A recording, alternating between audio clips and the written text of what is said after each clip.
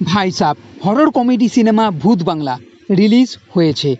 অক্ষয় কুমার ও director প্রিয়দর্শনের যুগলবন্দির এই সিনেমার জন্য অনেকেই অপেক্ষা করছিল, আর তার সঙ্গে আমিও।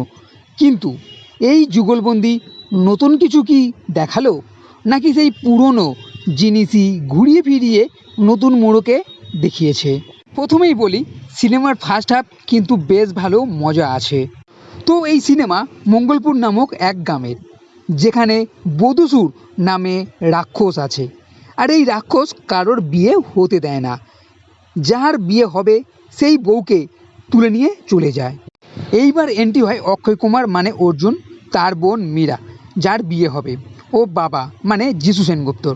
এই মধুপুর গ্রামেরই এক পুরনো হাভেলি পৈতৃক সম্পত্তি হিসাবে পায়। আর তার বোনের বিয়ে মানে মীরার বিয়ে এখানেই হবে। কিন্তু কিভাবে? এখানে তো আছে রাক্ষস। শেষ পর্যন্ত কি হবে? প্রথম ভাবে অক্ষয় কুমার এই রাক্ষসে বিশ্বাস করে না, যার জন্য এই বাড়িতে আসা। সেই সব নিয়ে বেশ মজাদার সিন আছে, বেশ কিছু সিন আপনাকে হাসাবে। এর সঙ্গে আজরানি, রাজপাল যাদব, পরেশ রাওয়াল, এদের যুগলবন্দি আপনাকে মজিয়ে রাখবে, এন্টারটেন করবে, সে বিষয়ে কোনো সন্দেহ নেই। কিন্তু সেকেন্ড হাফ, সেখানে মশাই একটু গন্ডগোল হয়ে গেছে। এই কাহিনী এদিক ওদিক হয়ে যায়। সিনেমা শুরু হয় বউদের গায়েব হয়ে যাওয়াকে নিয়ে, যা পুরনো সিনেমা জানি দুশ্মনের কথা মনে হবে। আর এর পরের গল্প স্ত্রী বা ভুলভুলাইয়ার সঙ্গে মনে হতে পারে। সিনেমার কনসেপ্ট ঠিক আছে, কিন্তু রাইটিংয়ে একটু দুর্বল হয়ে পড়ে। তাহলেও হাভেলির মধ্যে ভূতের সিন বা জঙ্গলের মধ্যে সিন, সেইগুলো বেশ হরর ফিল দেবে। এবং এখানে একটা ব্যাকগ্রাউন্ড স্টোরিও আছে এই রাক্ষস ও অর্জুনকে নিয়ে।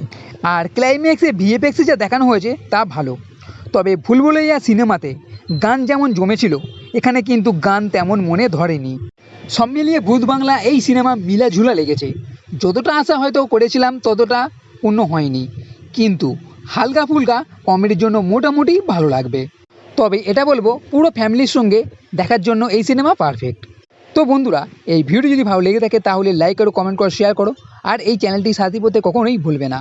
এই ভিডিও দেখার জন্য ধন্যবাদ।